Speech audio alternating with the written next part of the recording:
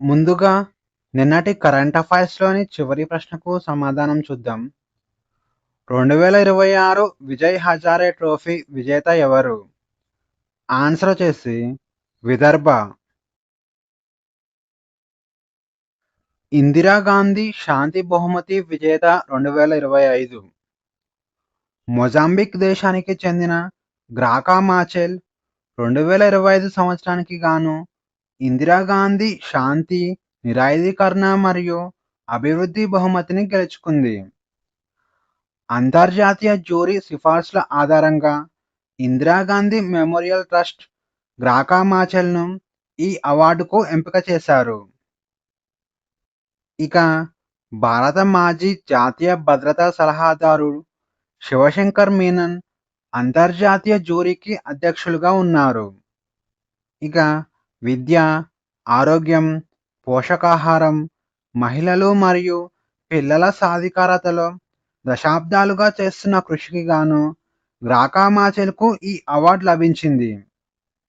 ఇక ఇందిరాగాంధీ శాంతి బహుమతి గురించి చూస్తే, ఇందిరాగాంధీ శాంతి బహుమతిని 1986 సంవత్సరంలో ఇందిరాగాంధీ జ్ఞాపకార్థం ఏర్పాటు చేశారు.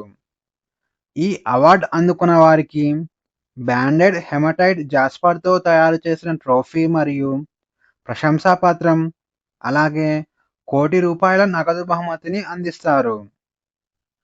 శాంతి, నిరాయుధీకరణ మరియు అభివృద్ధి వంటి అంశాలలో చేసిన కృషికి గాను ఈ అవార్డును అందిస్తారు. ఇక 2024 సంవత్సరం ఇందిరాగాంధీ శాంతి బహుమతి విజేతగా మిచెల్ బ్యాచెలెట్ నిలిచారు. ఈమె చిలీ దేశ మాజీ అధ్యక్షురాలు. ఇక 2 వేరువేరు దేశాలకు ప్రథమ మహిళగా పనిచేసిన ఏకైక మహిళగా గ్రాకా మాచెల్ చరిత్రలో ప్రత్యేక స్థానాన్ని నెలకొల్పారు. మొజాంబిక్ దేశ అధ్యక్షుడు సామోర్ మాచెల్ భార్యగా 1975 నుంచి 1986 సంవత్సరానికి మొజాంబిక్ దేశ ప్రధాన మహిళగా ఆమె ఉన్నారు. ఆ తర్వాత సౌత్ ఆఫ్రికా దేశ అధ్యక్షుడు నెల్సన్ మండేలా భార్యగా 1998 సంవత్సరం నుంచి 2013 మధ్య సౌత్ ఆఫ్రికా దేశ ప్రధాన మహిళగా ఆమె నిలిచారు.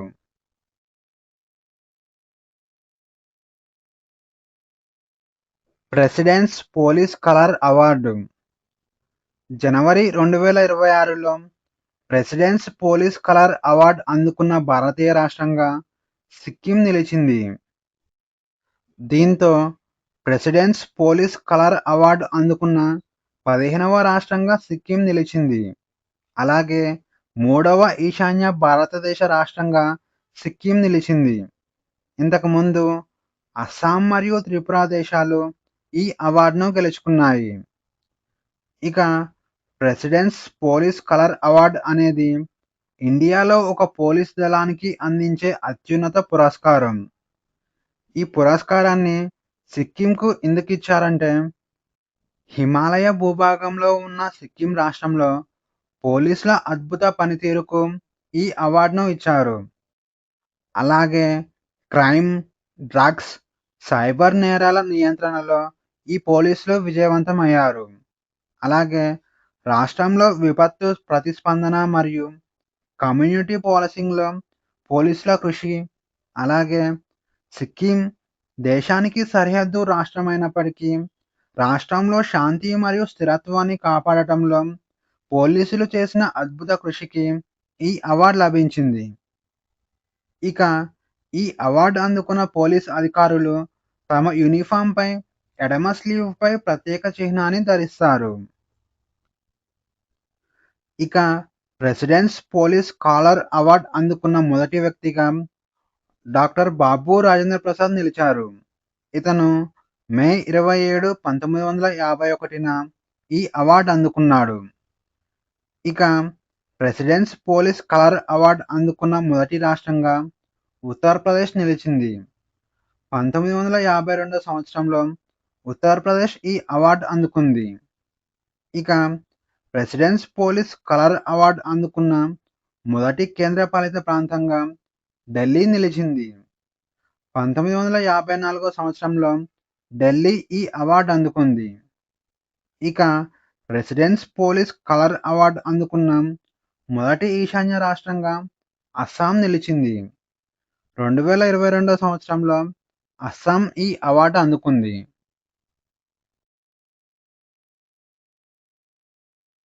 2025 వైలీ హీరోస్ రీసెర్చ్ అవార్డు భారతీయ ప్రజారోగ్య నిపుణుడు మరియు మాజీ ప్రపంచ ఆరోగ్య సంస్థ సిబ్బంది సభ్యుడు డాక్టర్ చంద్రకాంత్ లహారియా 2025 సంవత్సరానికి గాను వైలీ హీరోస్ రీసెర్చ్ అవార్డును అందుకున్నాడు. Doctor Chandrakant Lahariya impact beyond academia విభాగంలో ఈ అవార్డు అందుకున్నాడు. ఇక ఈ అవార్డు అందుకున్న మొదటి భారతీయుడుగా డాక్టర్ చంద్రకాంత్ లహారియా చరిత్ర సృష్టించారు. 2025 సంవత్సరానికి గాను 2000 నామినేషన్లలో కేవలం 5గురు మాత్రమే ఈ అవార్డుకు ఎంపికయ్యారు. అందులో చంద్రకాంత్ లహారియా ఒకరు. ఇక ఈ అవార్డులు ముఖ్యంగా విద్యా పరిజ్ఞానం మరియు వాస్తవ ప్రపంచ విధాన అమలు అంతరాన్ని తగ్గించే పరిశోధనలపై దృష్టి పెడుతుంది. ఇక చంద్రకాంత్ గతంలో 2012 సంవత్సరంలో Indian council of medical research నుంచి బీసీ శ్రీవాస్తవ అవార్డును అందుకున్నాడు. అలాగే పబ్లిక్ హెల్త్ అసోసియేషన్కు ఎన్నికైన అతి చిన్న వయస్కుడిగా చంద్రకాంత్ నిలిచారు. సంపూర్ణత అభియాన్ 2.0 ప్రారంభం సంపూర్ణత అభియాన్ 2.0ను నీతి ఆయోగ్ ప్రారంభించింది. జనవరి 28 నుంచి ఏప్రిల్ 14 వరకు 3 నెలల పాటు ఇది కొనసాగనుంది. ఇండియాలో వెనుకబడిన జిల్లాలలో ఆరోగ్యం, పోషణ, విద్య, శానిటేషన్, యానిమల్ వ్యాక్సినేషన్ను విస్తృతం చేసేందుకు దీనిని చేపట్టారు. ఇక ఈ కార్యక్రమంలో 112 ఆకాంక్ష జిల్లాలు మరియు 511 యాస్పిరేషనల్ బ్లాక్స్ను కవర్ చేయనున్నారు. ఇక ఆకాంక్ష జిల్లాలలో 5 అంశాలపై దృష్టి సారిస్తుంది. అవి నవజాత శిశువుల ఆరోగ్యం, క్షయవ్యాధిని నిర్మూలించడానికి క్షయవ్యాధుల కేసుల నోటిఫికేషన్ రేటును మెరుగుపరచడం, గ్రామ ఆరోగ్యం, పారిశుద్ధ్యం మరియు పోషకాహార దినోత్సవంను నిర్వహించడం, అలాగే పాఠశాలల్లో బాలికల వాష్రూమ్స్ పనిచేసేలా చేయడం, అలాగే జంతువులకు టీకాలు వేయడం. ఇక యాస్పిరేషనల్ బ్లాక్స్ 6 అంశాలపై దృష్టి సారిస్తుంది. అవి 6 నెలల నుంచి 6 సంవత్సరాల పిల్లలకు పోషకాహారం అందేలా చూసుకోవడం, అలాగే పిల్లల పెరుగుదలను పర్యవేక్షించడం, అలాగే అంగన్వాడీలో వాష్రూమ్స్ పనిచేసేలా చూసుకోవడం, అలాగే అంగన్వాడీలో తాగునీటి సౌకర్యాలు ఉండేలా చూసుకోవడం, అలాగే పాఠశాలల్లో బాలికల వాష్రూమ్స్ పనిచేసేలా చూసుకోవడం, అలాగే పశువులకు టీకాలు వేయడం. ఇక నీతి ఆయోగ్ గురించి బేసిక్ ఇన్ఫర్మేషన్ చూస్తే, నీతి ఆయోగ్ను national institute for transforming India అంటారు. దీనిని జనవరి 1, 2025న స్థాపించారు. ప్రణాళిక సంఘం స్థానంలో నీతి ఆయోగ్ను భర్తీ చేశారు. ఇక నీతి ఆయోగ్ చైర్మన్గా భారత ప్రధానమంత్రి ఉంటారు. మోడల్ యూత్ గ్రామసభ విజేతలకు జాతీయ పురస్కారాలు. మోడల్ యూత్ గ్రామ సభల్లో విజేతలుగా నిలిచిన విద్యార్థులకు కేంద్ర ప్రభుత్వం జాతీయ పురస్కారాలు అందించింది. ఈ అవార్డులను పంచాయతీరాజ్ మంత్రిత్వ శాఖ ప్రదానం చేసింది. 28,000 మంది విద్యార్థులు గతంలో ఈ మోడల్ యూత్ గ్రామ సభలో పాల్గొన్నారు. ఇందులో సేమ్ మనం స్కూల్లో టీచర్స్ డే ఎలా వేస్తామో అలా వీరు సర్పంచ్ మరియు వారి యొక్క సభ్యులుగా మారి గ్రామ పరిపాలన చేయాల్సి ఉంటుంది. అనగా బడ్జెట్ను కేటాయించడం, సమస్యలను చర్చించి పరిష్కరించడం వంటి అంశాల ఆధారంగా విజేతలను ఎంపిక చేస్తారు. ఈ పోటీలు 2 విభాగాల్లో విభజించారు. ఒకటి జవహర్ నవోదయ విద్యాలయాలు, 2 Eklavya model residency schools. Jawahar Navodaya విద్యాలయాల నుంచి 619 విద్యాలయాలు పాల్గొన్నాయి. అలాగే ఏకలవ్య మోడల్ రెసిడెన్సీ స్కూల్స్ నుంచి 200 విద్యాలయాలు పాల్గొన్నాయి. ఇక విజేతల వివరాలు చూస్తే జవహర్ నవోదయ విద్యాలయ కేటగిరీ నుంచి హిమాచల్ ప్రదేశ్‌లోని ఊనాలో గల జవహర్ నవోదయ స్కూల్ మొదటి స్థానంలో నిలిచింది. వీరికి ₹1,00,00,000 నగదు బహుమతి లభించింది. ఇక ఒడిషాలోని పైక్మల్ జవహర్ నవోదయ విద్యాలయం రెండవ స్థానంలో నిలిచింది. వీరికి 75,00,000 నగదు బహుమతి లభించింది. ఇక మహారాష్ట్రలోని చంద్రపూర్ జవహర్ నవోదయ విద్యాలయం మూడవ స్థానంలో నిలిచింది. వీరికి 50,00,000 నగదు బహుమతి లభించింది.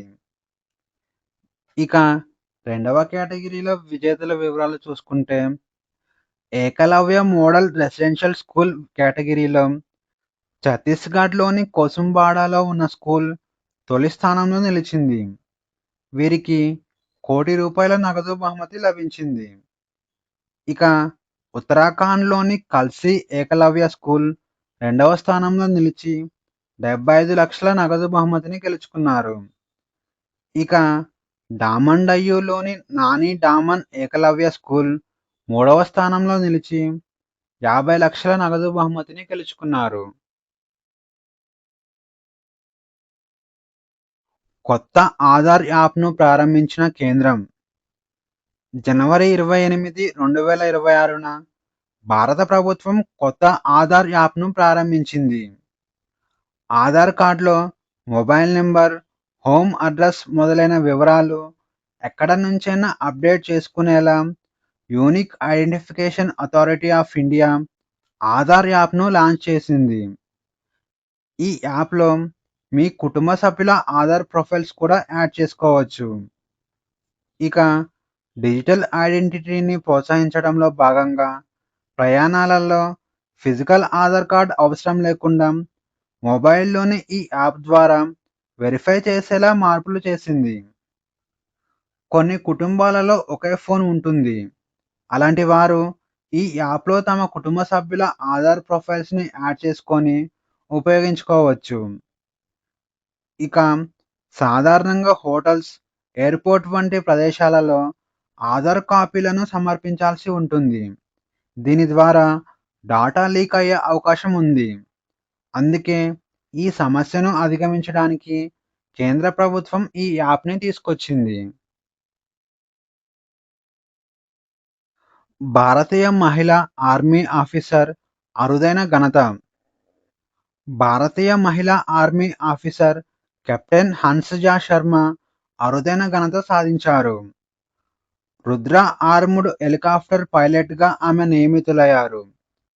దీంతో ఈ రుద్ర ఆర్మ్డ్ హెలికాప్టర్‌కు పైలట్‌గా నియమితులైన తొలి మహిళా ఆఫీసర్‌గా హన్స్‌జా శర్మ నిలిచారు. అలాగే ఈ సంవత్సరం రిపబ్లిక్ డే వేడుకల పరేడ్‌లో 251 ఆర్మీ ఏవియేషన్ స్క్వాడ్రన్‌కు ఆమె నాయకత్వం వహించారు. ఇక గతంలో హన్స్‌జా సిల్వర్ చీతా ట్రోఫీ అవార్డును అందుకున్నారు. ఈ అవార్డు అందుకున్న మొదటి మహిళ ఈమెనే కావడం విశేషం. ఇక రుద్ర హెలికాప్టర్ గురించి చూస్తే ఇది ఇండియా అభివృద్ధి చేసిన మొట్టమొదటి స్వదేశీ సాయుధ హెలికాప్టర్. దీనిని హిందుస్థాన్ ఏరోనాటిక్స్ లిమిటెడ్ అభివృద్ధి చేసింది. దీనిని ఎత్తైన ప్రదేశాలలో యుద్ధం చేయటానికి రూపొందించారు. ఇక ఈ హెలికాప్టర్ గరిష్టంగా 290 కిలోమీటర్ల వేగంతో ప్రయాణించగలదు. అలాగే 20,000 అడుగుల ఎత్తులో పనిచేయగలదు. కొత్త గెలాక్సీని కనుగొన్న నాసా భూమికి అత్యంత దూరంలో ఉన్న MOM-Z14 అనే కొత్త గెలాక్సీని జేమ్స్ వెబ్ స్పేస్ టెలిస్కోప్ ద్వారా నాసా శాస్త్రవేత్తలు కనుగొన్నారు. బిగ్ బ్యాంగ్ జరిగిన 280 సంవత్సరాలకు ఈ గెలాక్సీ ఏర్పడిందని శాస్త్రవేత్తలు తెలిపారు. ఈ గెలాక్సీ కాంతి భూమిని తాకడానికి 13.5 బిలియన్ సంవత్సరాలు పట్టిందని నాసా తెలిపింది. ఆ తర్వాత విశ్వం విస్తరణ జరగడంతో ప్రస్తుతం భూమికి ఈ గెలాక్సీకి మధ్య 33.8 బిలియన్ కాంతి సంవత్సరాల దూరం ఉంటుందని శాస్త్రవేత్తలు అంచనా వేస్తున్నారు. ఇక ఈరోజు క్వశ్చన్స్ వచ్చేసి 6వ జాతీయ పంట పోషకాహార శిఖరాగ్ర సమావేశం 2026 ఏ నగరంలో జరిగింది? A. Hyderabad, B. Bengaluru, C. Mumbai, D. Delhi. Answer వచ్చేసి ఆప్షన్ సి ముంబై. ఇటీవల ఇండియన్ ఆర్మీ మరియు ఇండో టిబెటన్ బోర్డర్ పోలీస్ ఏ రాష్ట్రంలో ఎక్సర్సైజ్ అగ్ని పరీక్షను నిర్వహించారు? A. Assam, B. Arunachal Pradesh, C. Manipur, D. Nagaland. Answer వచ్చేసి ఆప్షన్ బి అరుణాచల్ ప్రదేశ్.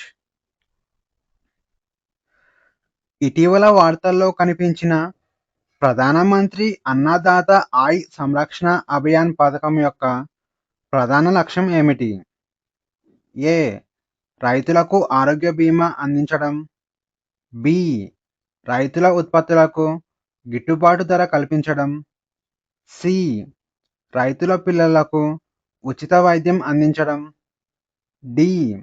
వ్యవసాయ పొలాలకు ఉచిత విద్యుత్ అందించడం. ఆన్సర్ వచ్చేసి ఆప్షన్ బి రైతుల ఉత్పత్తులకు గిట్టుబాటు ధర కల్పించడం. ఇటీవల నార్కోటిక్స్ కంట్రోల్ బ్యూరోకు డైరెక్టర్ జనరల్గా ఎవరు నియమితులయ్యారు? A. Anurag Garg, B. Nishant Sharma, C. Prakash Tomar, D. Vikram Chaudhary. Answer వచ్చేసి ఆప్షన్ ఏ అనురాగ్ గార్గ్.